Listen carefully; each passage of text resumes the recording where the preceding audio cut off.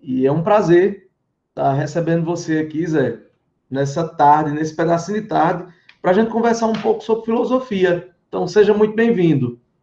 Muito obrigado. Vocês estão me escutando direito? Vocês estão me escutando direito? Tá tudo tranquilo, áudio. Né?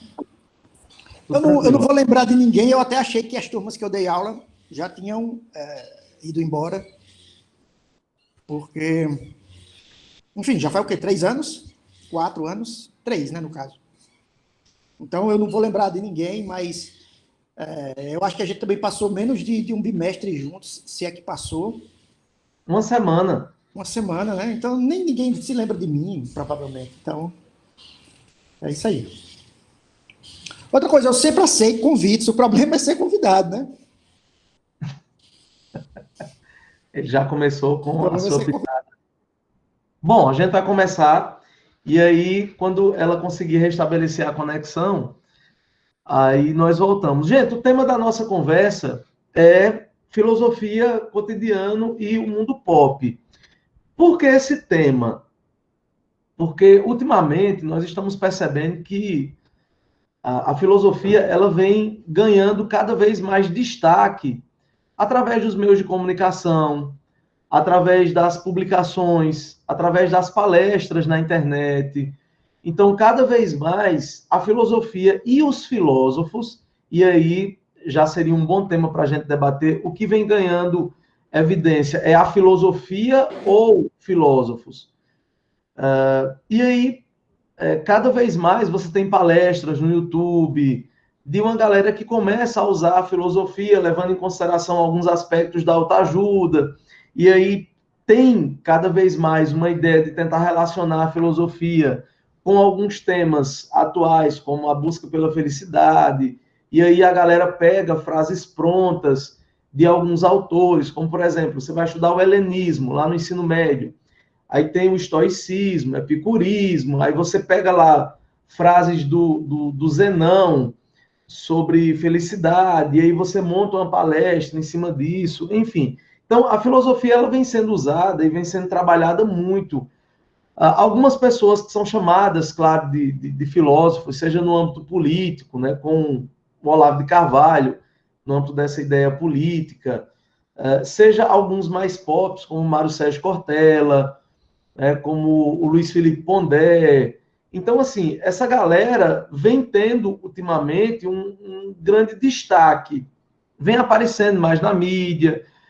Uma coisa que vem acontecendo que não acontecia antes, essa galera que se coloca como filósofo, eles estão participando de bancadas de jornais para fazer comentários sobre diversos pontos e se apresentam, claro, como filósofos. Então, assim, a galera vem cada vez mais buscando e isso tornando a filosofia algo que meio do mundo pop. O conceito que a gente está dando aqui em relação a pop é em relação àquilo que é popular, acessível, enfim.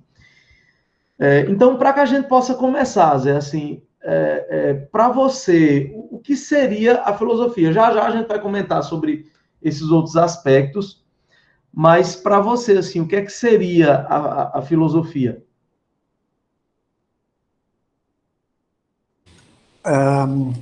Bom, primeiro, boa tarde. Eu não disse isso ainda, mas eu não me preparei exatamente para falar alguma coisa. O problema mas enfim, eu vou no automático, no que vem à cabeça. Talvez até eu trabalhe melhor desse jeito. Mas é uma pergunta muito capciosa e muito difícil de responder, sabe? O que é filosofia? Acho que não tem uma resposta fácil para isso, embora você possa encontrar em alguns lugares uma resposta fácil, mas não é fácil de responder, talvez por 2 motivos. Primeiro, porque você nunca vai ter uma resposta que... E até parece contraditório os motivos, né? Você nunca vai ter uma resposta que consiga dar conta de tudo aquilo que a palavra filosofia significa. Você não vai ter uma palavra, não vai ter enfim, uma resposta que dê conta de tudo isso, principalmente em alguns minutos. E, além disso, além de você não ter uma palavra que dá conta disso, além de você não ter uma palavra que dê conta de tudo aquilo que significa filosofia, a gente acaba deixando de dizer alguma coisa ou dizendo coisa demais. Ou seja, assim, você acaba extrapolando os limites do que ela seria, entende? Quando vai responder. Eu acho que, sei lá, se você pega um livro de filosofia, sobretudo livro didático, né? Quer seja um livro didático que é direcionado para alunos do ensino médio, quer seja um livro didático que é direcionado para quem está fazendo o curso de filosofia, porque existem livros didáticos também que são direcionados a quem faz o curso de filosofia, você vai ter um tipo de resposta para isso. Se você for ler um filósofo específico que, sei lá, por algum motivo parou para falar sobre esse pormenor, você vai ter uma outra resposta, dependendo do cara. Então, não é tão fácil responder a isso. Eu poderia, no máximo, fazer o seguinte, dar uns direcionamentos para você ter em mente o que pensar quando pensar em o que é filosofia, né? Eu diria que, sei lá, do ponto de vista didático, quando você vai ver nos livros didáticos, a filosofia tem a ver com uma espécie de movimento. Movimento no sentido de o movimento do pensamento. Seria a história de como os modos de pensamento da humanidade passaram do mito para o logos, né? Para a razão, no caso. Então, em algum momento da história da humanidade, a humanidade, no sentido geral, ela passa, os modos de pensar, eles passam de um tipo específico de pensamento, que era o tipo mitológico, para um outro tipo de pensamento que seria um tipo racional, né, por assim dizer. Isso não é mentira, isso é verdade, mas isso não é tudo, assim, né, não é tudo que se diz. Primeiro porque quando a gente fala dessa maneira, você pega nos livros, o ponto na história que é situado como o momento da transição, né, quem fez essa transição do mito à razão, ele é colocado meio que de maneira enviesada, né, é colocado na história da Grécia e, por extensão, na história do Ocidente. É como se a Grécia e o Ocidente teriam sido os representantes da humanidade que levaram a humanidade a passar de um pensamento mitológico para um pensamento racional, entende? Existe alguma coisa aí de eurocêntrica, pelo menos, quando você coloca na conta de um povo específico esse momento, sei lá, tão importante da história. É claro que os gregos têm um papel central na história da filosofia, mas daí a você colocar essa centralidade dentro de uma noção universal como essa, dizer, ó, existe a humanidade e em um determinado momento a humanidade passa daquilo que seria mais próximo da natureza selvagem para aquilo que a gente entende como o homem racional. Quem fez essa transição foi um povo. Que povo? O povo grego. Entende? Tem alguma coisa de eurocêntrico nisso. Não é mentira, mas é enviesada essa ideia. Hoje em dia, principalmente, antigamente não se fazia muita questão com relação a isso, não. Mas dos últimos anos para cá, existe toda uma área de pesquisa na filosofia que mostra que as raízes da filosofia, mesmo as raízes da filosofia grega, podem ser encontradas já entre os egípcios, por exemplo. Entende? Rolava um intercâmbio muito forte de relações entre o povo helênico, não existia o povo grego, né? Enfim, o povo helênico e os egípcios.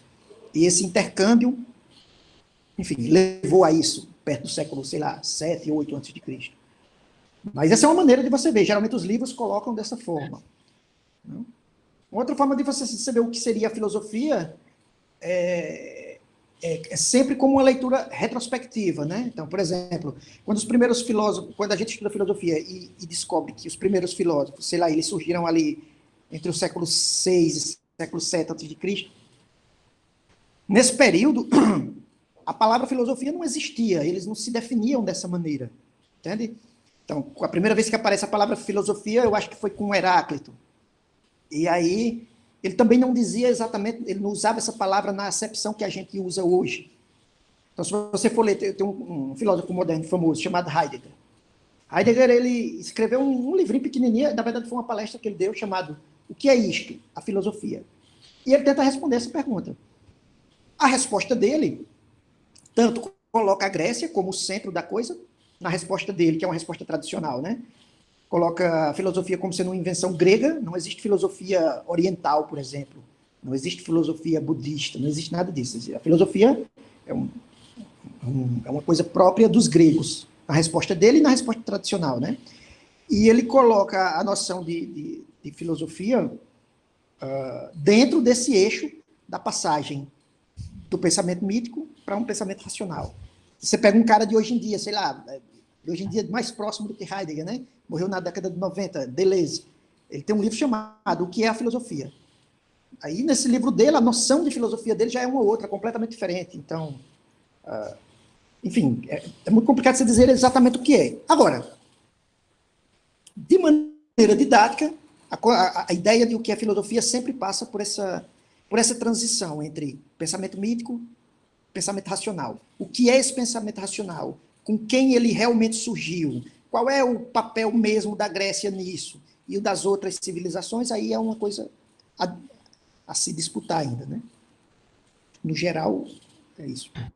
Então, é basicamente... Gente, lembrando que vocês podem formular as perguntas de vocês para que a gente possa dialogar aqui. Tanto você pode falar, né, abrir o áudio e falar, como você pode usar os dedinhos e escrever aí nos comentários, tá bom? Então, baseado nisso que você falou, Zé, meio que acontece com a filosofia, o que acontece com a história também. A história acontece também esse movimento de tentar colocar a Europa como sendo o grande ponto de origem daquilo que alguns historiadores ligados ao humanismo colocam como, de fato, sendo importantes. Você pega, por exemplo, você vai estudar os maias, incas e os astecas, e é como se na faculdade de História, dada a comparação com alguns eventos históricos e arquitetura de países europeus, é como se os maias, incas e astecas praticamente não existissem, sendo que eram sociedades que tinham toda uma estrutura fantástica de arquitetura, de urbanismo, de religiosidade, de administração pública. Você tinha toda uma ideia, por exemplo, de cidades-estados nessas civilizações, de autonomia, rituais de sacrifício, uma religião organizada para os padrões da época. Então, isso tem a ver com quem escreve a história, que também escreve um pouco do pensamento, da evolução desse pensamento filosófico, né? Os padrões da época, eu não sei, né? Você vê quando os espanhóis chegaram na capital, né, dos Maia, eu não consigo pronunciar o nome daquela capital, Teotihuacan, sei lá como é o nome. Quando ele chegou lá, ele encontrou, se deparou com uma cidade maior do que qualquer cidade europeia, mais desenvolvida do que qualquer cidade europeia. E aí, como é que você chama esse povo de selvagem? Né? Então, não é que ele se deparou com uma coisa parecida, ele se deparou com uma coisa maior, mais organizada e tecnologicamente mais avançada. Como é que eu chamo de selvagem? Eu chamo de selvagem porque, no caso deles, eles tinham sacrifícios humanos. E como tinham, né? O sangue batia na canela. É mais ou menos a nomenclatura que a galera vai usar aqui como selvagens, os índios, os nativos que viviam aqui na colônia, pelo fato de, sei lá, de andarem nus. Aí você vai buscar uma referência, você vai buscar um jeito para tentar qualificar negativamente essa galera. Continuando nessa conversa, é muito complicado você determinar de fato o que é a filosofia nesse caso. É mais fácil tentar colocar um conceito assim do que é ser um filósofo. Então, já que é muito difícil você tentar responder de uma maneira mais ou menos organizada o que é filosofia. Então, por exemplo, o que é ser um filósofo? É mais uma pergunta que é enviesada, assim, tipo, o que é ser um filósofo quando? Hoje?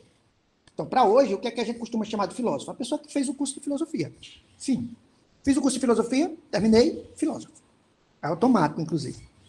Ninguém vai questionar isso de você. Agora, título. Agora, é evidentemente que isso não é ser um filósofo, por exemplo, no mesmo sentido em que você dá ainda hoje a um cara como, deixa eu ver, um filósofo vivo, Fabián Ludueña, que é espanhol. Você não vai dizer que o simples fato de eu ter terminado o curso de filosofia me coloca no mesmo nível de Luduenha.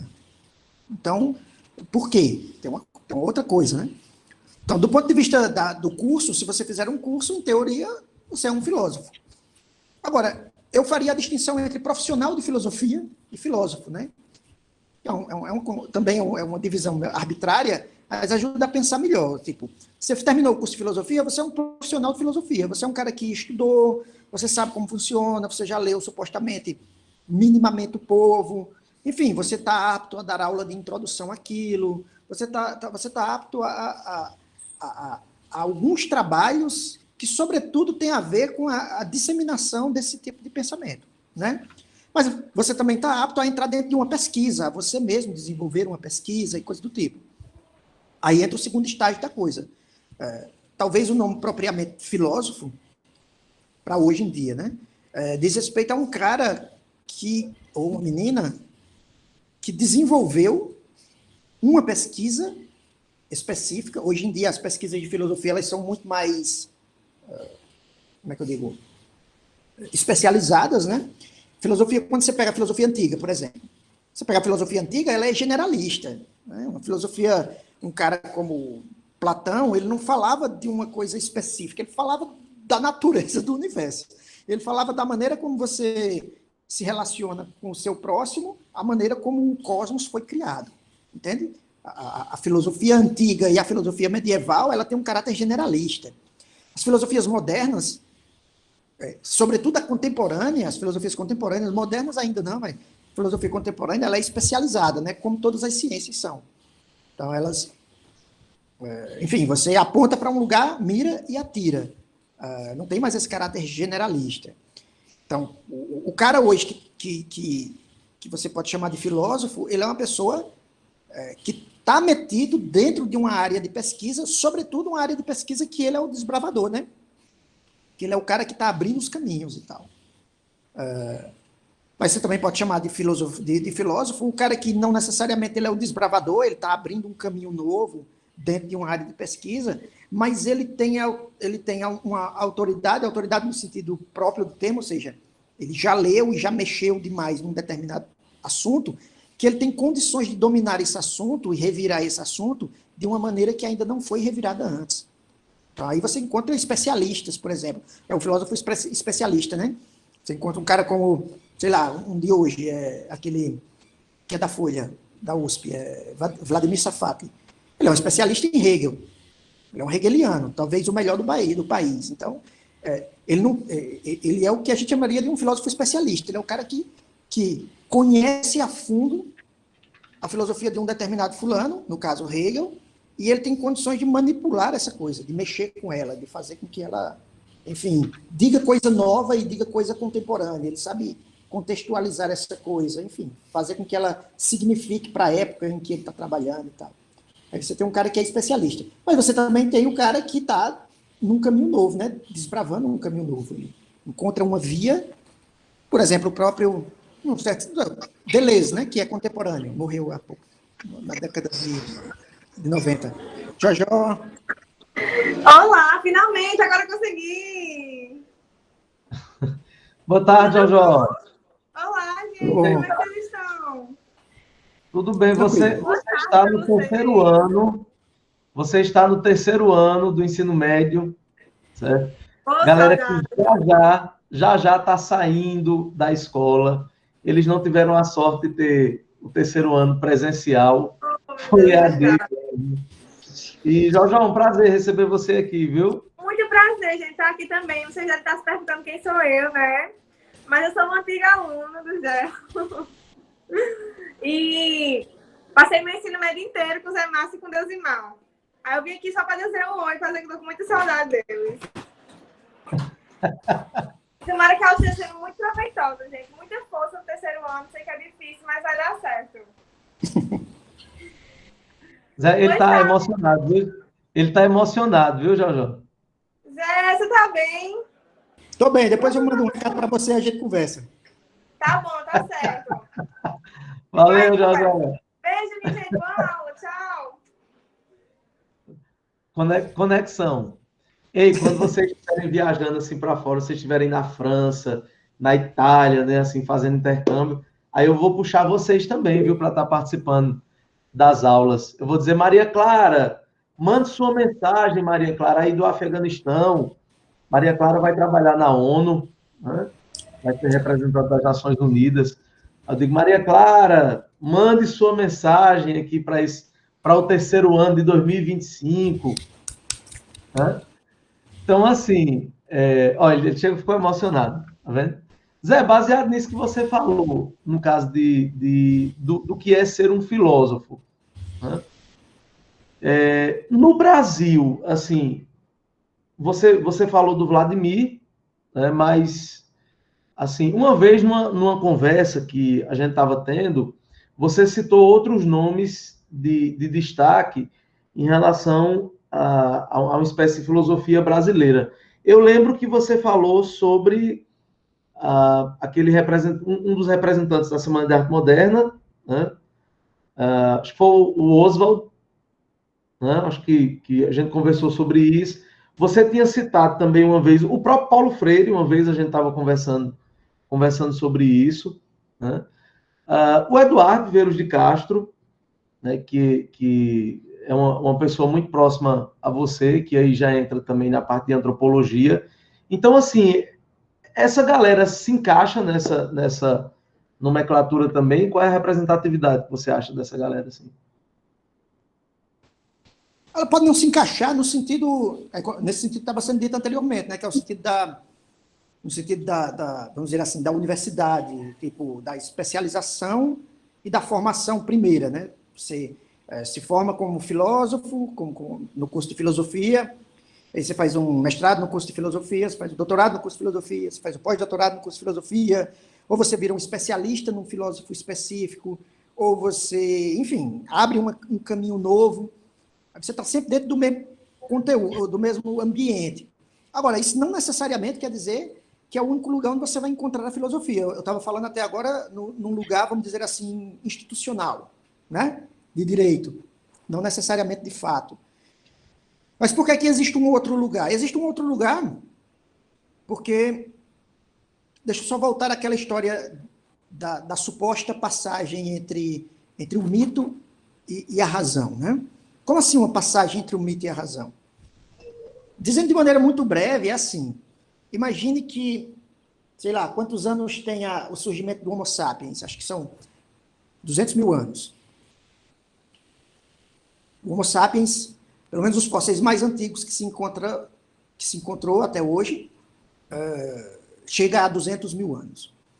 De 200 mil anos atrás até 50 mil anos atrás, o Homo sapiens ele era, inclusive contemporâneo do Neandertal, né? Mas ele era uma criatura como o homem de Neandertal. Tipo, não havia nenhuma diferença entre o Homo sapiens e os outros da espécie Homo. Entende? Um Homo sapiens e um Homo neanderthalensis e qualquer outro que havia antes deles, eles eram basicamente a mesma coisa, no sentido cognitivo do termo. No sentido físico, não. Fisicamente, o Homo sapiens tem esse mesmo corpício que nós temos hoje, desde há 200 mil anos atrás.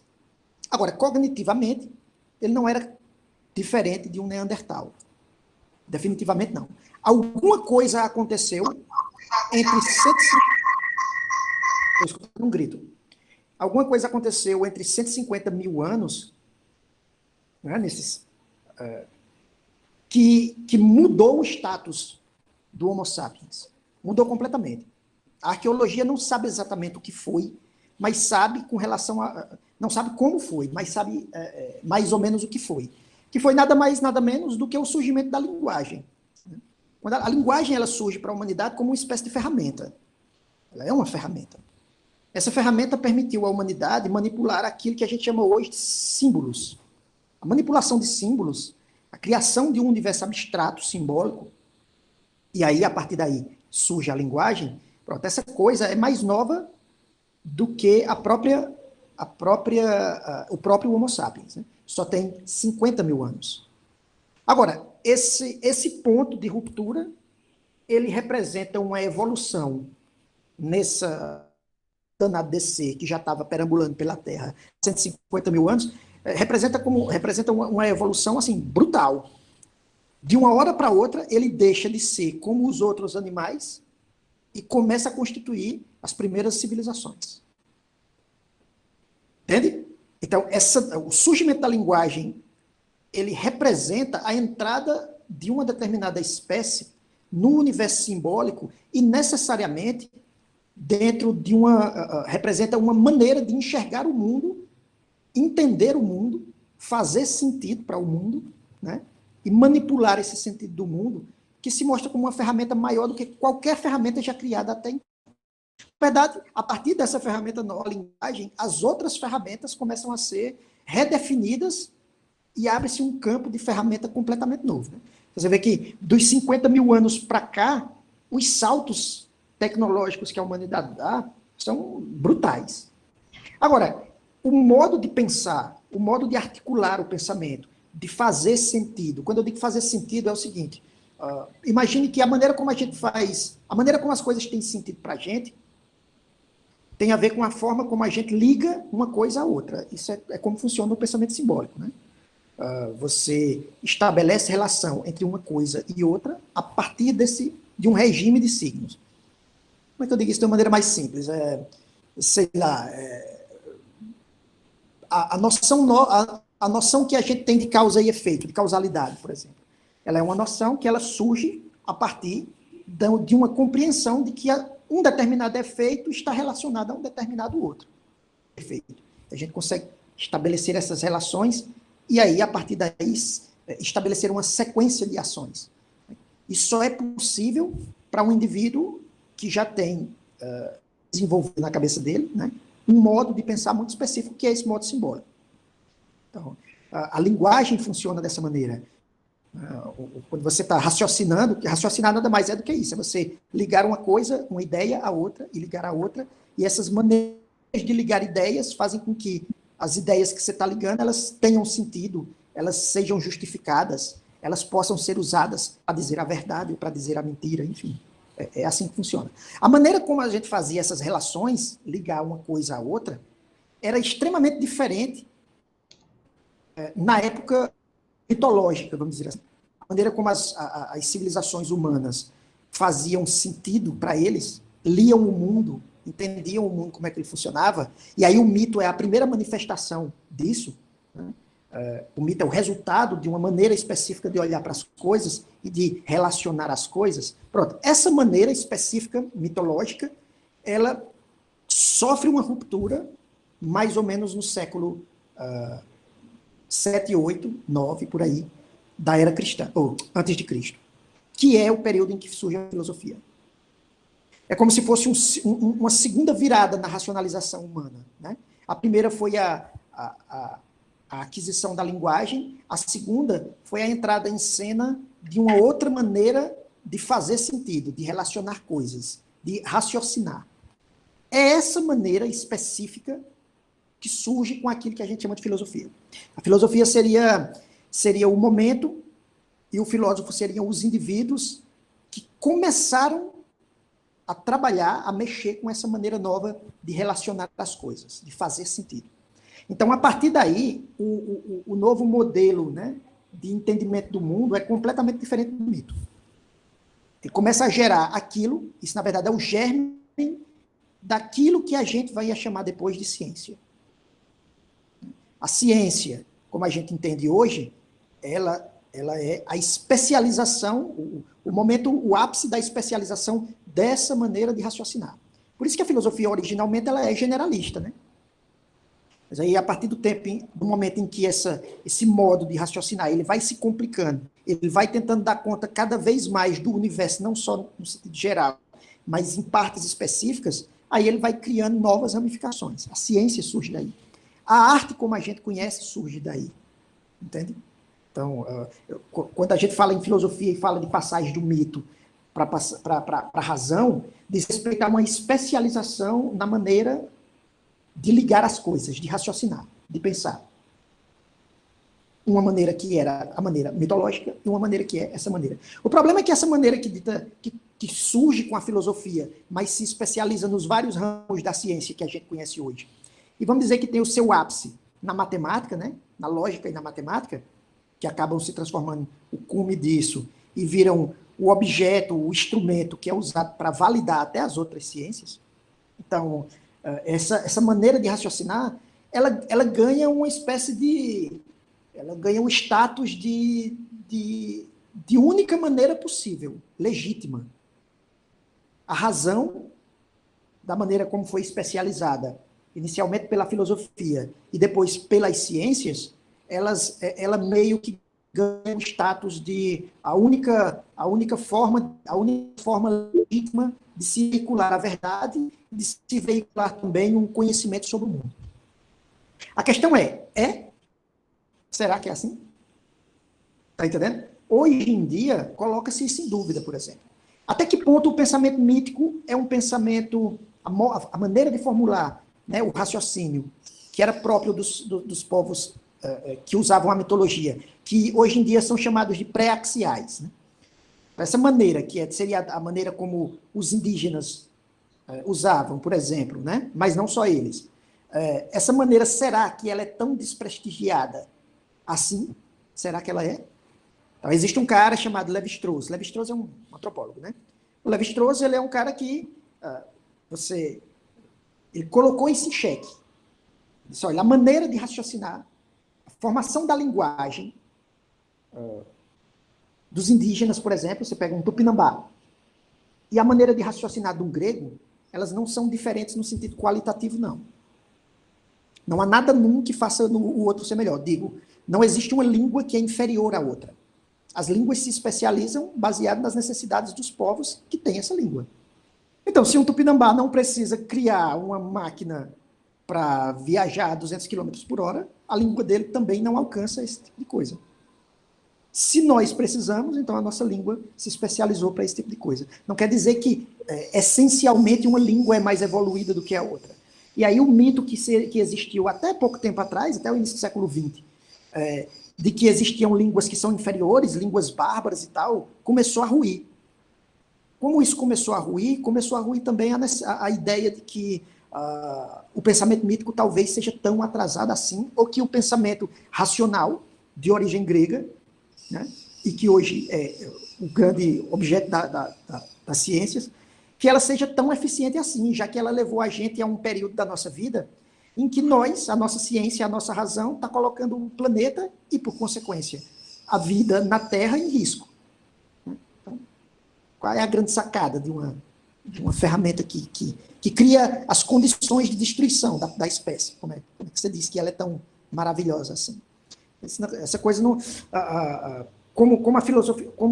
Como esse modo específico de pensar, de raciocinar, de ligar as coisas, não é próprio da filosofia, mas é próprio de qualquer ciência. Então, no extremo, qualquer ciência, ela desbanca para uma filosofia. Então, você vai encontrar um antropólogo que, se ele está no limite da antropologia, ele cai em temas que são necessariamente da filosofia. Então, ele vira uma espécie de uma filosofia antropológica. Está entendendo? Do mesmo jeito que você encontra na física. Se você está na ponta da física, do desenvolvimento da física, necessariamente você vai extrapolar aquilo que é próprio da especialização física e entrar num campo que é aquele campo do pensamento puro. Aquele campo da tentativa, né, de criar caminhos novos dentro do raciocínio. Você entra num campo da filosofia. É como se a filosofia, aquilo que a filosofia guarda, né, que é essa maneira específica de raciocinar, ela está embrionário em todas as ramificações das ciências humanas, quer sejam elas exatas, quer sejam humanas, quer sejam biológicas, e até das artes também. Então, no limite, qualquer ciência, qualquer forma de arte, ela pode esbarrar naquilo que a gente chama de filosofia. Você vai ter, fatalmente, um arquiteto, estou exagerando, mas enfim, por que não? Um arquiteto que seria filósofo, entende? Depende do lugar em que ele está dentro dessa especialização dele. Ele pode estar num ponto tão extremo que extrapola essa especialização. Você pega, por exemplo, a física hoje. Tanto a física de partículas, seria a mecânica quântica, quanto à física espacial, né, a cosmologia, elas estão num limite. No limite da especialização da física. De tal maneira que o objeto delas, os caras que pensam que estão na ponta, tanto da cosmologia de hoje em dia, quanto da mecânica quântica, eles se misturam a função deles, eles parecem filósofos falando, eles não parecem simples físicos, tá entendendo? Qualquer ciência ela acaba esbarrando nesse limite. Nós conhecemos um aqui em Patos, né? Um Conhecemos, filósofo assim, de física quântica. de mentira, né? Sim, mas enfim, aí é onde entra, como é o nome dele, o Oswald de Andrade. Oswald de Andrade, apesar de ser um artista, né? Ele era de um movimento artístico, literário, principalmente, mas aí ele estava na ponta desse movimento, ele estava na ponta não só do movimento, quando eu digo na ponta daquilo que é próprio da literatura. E essa ponta acaba abrindo um campo que é próprio da filosofia. Ele cria, sim, as bases de uma filosofia que seria propriamente brasileira, sem sombra de dúvida. Zé, antes de você entrar em licença do CMJ, você ficou 7 anos, né, dando aula de filosofia? Por aí. 7, 8 anos, por aí, né, no ensino médio. Antes de você passar no concurso, se organizar para poder voltar. Ana Clara, seja bem-vinda, viu? Ela está escutando você já há algum tempo, viu, Zé? Aí. Viu o comentário que a Ana Clara fez? Não tô vendo. Obrigada. É um prazer imenso estar podendo acompanhar mais uma aula de Zé Márcio. Quando a gente divulgou que a gente ia ter esse bate-papo aqui, um monte de gente pedindo para participar, e como é uma atividade do terceiro ano, a gente não pôde abrir, né, isso para todo mundo. As aulas são gravadas, né? Então vocês têm acesso a esse bate-papo depois. Zé, você passou 7, 8 anos como professor de filosofia, e aí precisou se afastar por conta do concurso e tal. E eu lembro que a gente conversava muito assim, a dificuldade que de você trabalhar filosofia dentro de um tempo mínimo, dentro de uma condição didática muitas vezes insuficiente. Qual é a grande dificuldade? Claro que você vai falar enquanto professor, né? Mas assim, também levando em consideração o aluno, assim, qual é a grande dificuldade hoje de você trabalhar filosofia no ensino médio, assim, na sua percepção? Qual seria a maior dificuldade? Uma porrada de conteúdo, é o tempo de aula, assim, é o quê? De acordo com a tua experiência, qual foi a maior dificuldade, assim, que você enfrentou? A maior eu não sei, mas eu sei de várias, que eu não saberia dizer quem é a maior. Mas uma delas, por exemplo, é o interesse, né? Então, muito aluno estava... É que, assim, existe uma coisa no ensino brasileiro, sobretudo isso é mais percebido na escola particular, mas na escola pública também, é que parece que a gente entra na escola para fazer o Enem. Tipo, você não está estudando, você não entra na escola para aprender coisas, para descobrir o mundo, para descobrir possibilidades. Não. Você entra na escola para você fazer o Enem, para você ir para aquele curso que você quer fazer, que no caso da grande maioria dos alunos é medicina, né? Ou afins, tipo engenharia, ou coisa do tipo. Qualquer outra coisa que você vê na escola é um empecilho, é chato, porque... Então você começa a selecionar, os alunos selecionam, às vezes até sem perceber, eles selecionam as disciplinas como quais são as disciplinas que são importantes para que eu passe na prova do Enem, para que eu faça aquele curso que eu quero fazer. Então, o corte já é esse, entende? Algumas disciplinas são necessariamente jogadas a escanteio. Uma delas é a filosofia. Então, o cara já entra na aula de filosofia achando assim, que chato, para que essa porra tá... Desculpa a linguagem, mas enfim. Para que esse diabo tá aqui se não vai servir para o meu curso de sei lá o quê, de engenharia? Isso é um chatice. Por que não dá mais aula de sei lá o quê? Entende? Eu já tenho um corte a partir daí. Aí quem sofre disso? Sofre literatura, sofre disso, filosofia sofre disso, sociologia sofre disso, história sofre disso. Enfim, um monte de coisa vai sofrendo. No final das contas, poucas disciplinas realmente importam quando o corte é esse, né? Então, para mim, a maior dificuldade era isso, dizia respeito ao interesse. A outra dificuldade que também está relacionada a isso diz respeito ao fato de que, assim como os alunos, a própria escola pensa dessa maneira. Então, o que é dar aula de filosofia para a escola? Dar aula de filosofia para a escola é dizer os conteúdos que vão cair na prova do Enem. Ah, mas eu não sei, eu não fiz a prova, eu não vou fazer a prova. O seu objetivo é usar de habilidade, assim, presciente, e descobrir qual é. Dê seus pulos e descubra o que é que pode cair na prova. E aí, faça com que o aluno acerte a questão. E aí complica, né? Porque você não vai dar aula de filosofia ou de literatura, por exemplo. Você vai tentar encontrar, você vai tentar adivinhar o que é que pode cair na prova para o aluno. Então, isso já mata, né? Já são duas pauladas muito fortes, assim.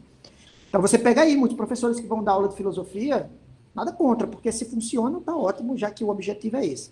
Mas você encontra muito professor que vai dar aula de filosofia, e a aula de filosofia é uma espécie de sumário, né? Tal a tal, existiu fulano, cicrano, beltrano. Esse aqui falava disso. Esse outro falava daquilo. Passa para o próximo. O principal livro era esse, o principal... Tá entendendo? É um sumário, não é uma... Você não está estudando, você não está descobrindo coisas novas, você não está sabendo. E aí eu nunca consegui, eu nunca me adaptei muito bem a isso. Aí o CMJ, nesse ponto, me dava um mínimo de liberdade. No início mais, porque no início não tinha o livro didático, então eu criava a minha aula, né?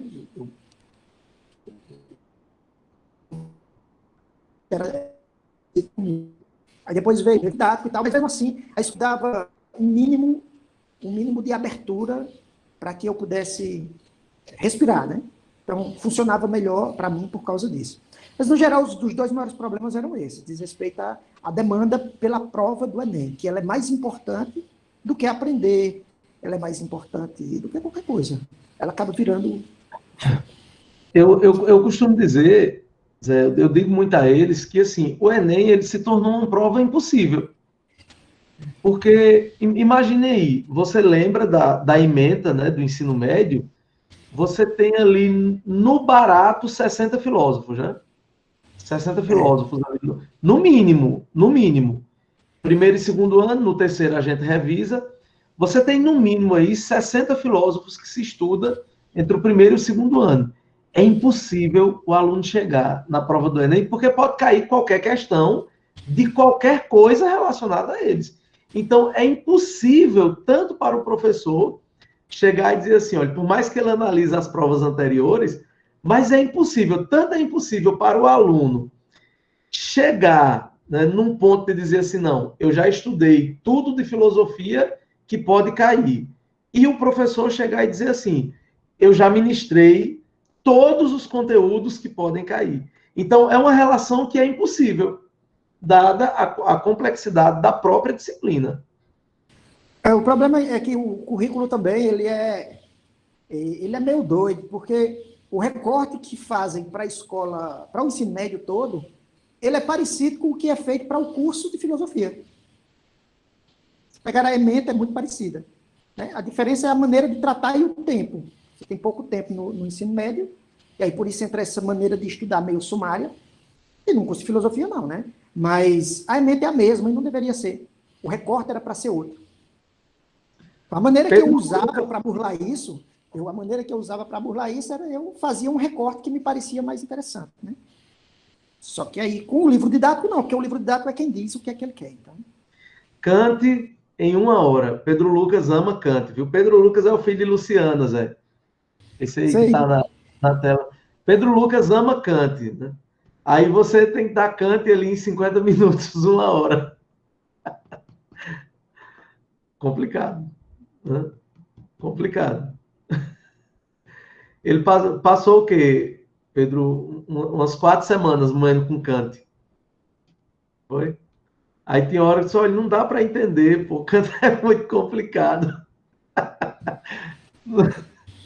Eu dava aula de Kant ao terceiro ano, eu gostava porque, pronto, eu dedicava um bimestre só a ele. Um bimestre todo. Eu queria nem saber, a escola não precisava saber disso. Mas eu dedicava porque eu queria fazer com que a galera entendesse. Claro que muitos dormiam, não estava nem aí também. o que não acontece, né? Acabava funcionando porque Kant é um filósofo que cai muito nas provas. De vez em quando tem uma questão falando sobre alguma coisa relacionada a ele. Então acabava que funcionava, porque...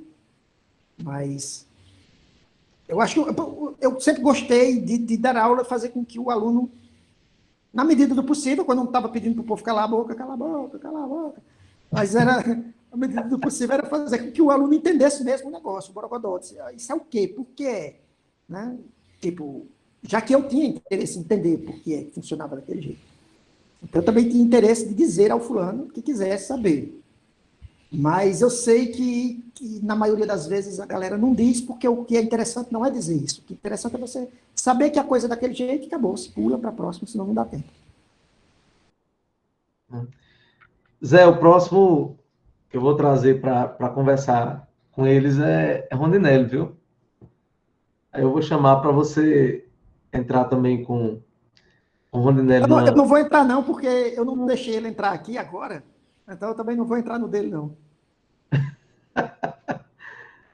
Bom, eu agradeço, Zé, pela disponibilidade.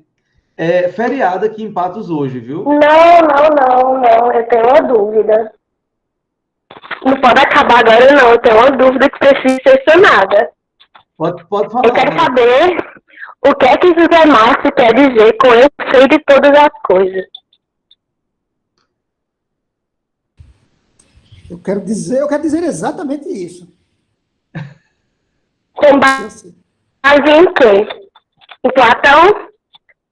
Tem que contextualizar, Ana Clara. Tem que contextualizar. Zé entrava na sala de aula, aí como era o contexto, Zé? Professor, posso fazer uma pergunta? O senhor sabe responder? Zé, eu sei de todas as coisas. Mas sem a arrogância de sempre, viu? É com Sem educar. arrogância. Sem a A propósito, arrogância. ela está fazendo que curso, hein, Ana Clara? Hoje em dia. Ou terminou, Eu sei lá. estou perdido em direito. Está perdido em direito.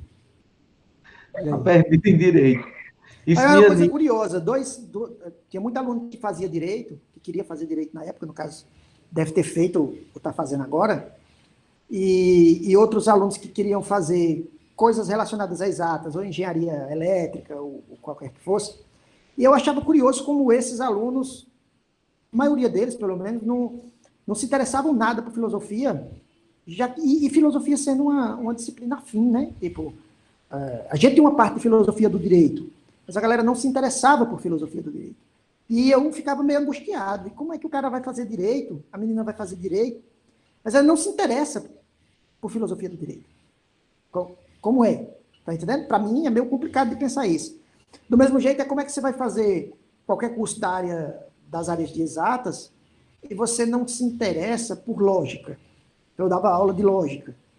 E a galera não se interessava. E até os meninos que eram bons em matemática se perdiam total em lógica, não queria saber. E aí eu achava muito, muito estranho isso, porque você já vai, você escolhe uma profissão para a vida, mas você escolhe a profissão não é pelo que ela é, pelo menos me parecia. Do mesmo jeito que tem o problema de entrar na escola para fazer a prova, para entrar no curso, você não faz o curso porque você gosta da disciplina, na maioria das vezes. Você faz o curso baseado em quanto é que ele vai me dar de salário. Tá entendendo? E aí, qual tipo de profissional é formado dessa maneira? Como é que você entra no curso de engenharia, ou no curso de física, ou no curso de matemática, mas você não aproveitou as aulas de lógica, sabe? Na época de filosofia. Por quê? Porque quando você vai fazer esses cursos, você provavelmente está pensando nesse curso como um instrumento só. Entende? Pensando no curso como se fosse um simples instrumento. Então você vai ser um cara, muitas vezes, meio que medíocre, né? Sai a pessoa da universidade sabendo apenas apertar o parafuso que aprendeu a apertar. Não consegue se movimentar muito ao redor, não consegue se destacar, não consegue... A não ser que entre dentro dessa espiral de doidice, né? Tipo, como você tinha falado no início, falando em autoajuda, não sei o que, a gente nem falou sobre isso com relação à filosofia. Existe uma galera que usa muito a filosofia para esse tipo de coisa, assim, como se fosse um campo de terapia, né? Enfim, uma terapia mesmo. E que você tem a psicologia, você tem a psicanálise, Aí você tem um zilhão de outras terapias, né? Terapias de cristais, terapia com água, terapia com, sei lá, com Fumaça. sal. E aí você tem a terapia com os filósofos, que eu acho uma coisa meio doida, mas, enfim, Seja acaba virando uma feliz. espécie de espetáculo, né? Não Seja é a feliz. disciplina não é a disciplina de fato, não. Mas, enfim, para que você faz o curso? Se você faz para ganhar grana, às vezes o charlatanismo é muito bom. É uma boa pedida. Os charlatãos ganham muito bem hoje em dia. É aquela questão dos livros, 10 segredos para ser feliz, né? Seja feliz fazendo isso e aquilo, como se houvesse uma receita pronta para tudo.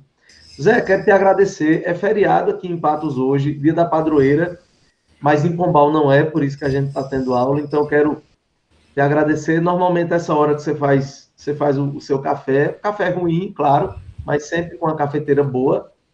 Né? Ele só convida Tiago, que é um outro amigo nosso, né? Não me convida para tomar café na casa dele, mas é hora de fazer seu café. Quero agradecer a você, agradecer a atenção de vocês. Nós passamos do horário da aula já e todo mundo continuou na sala, muita gente com a câmerazinha aberta aí e tal. Então, agradecer a atenção de vocês, agradecer, Ana Clara, por você ter chegado junto para matar um pouco dessa saudade, né, retornando à escola, e agradecer, Zé, por ter tirado esse tempinho para conversar um pouco de filosofia com a gente.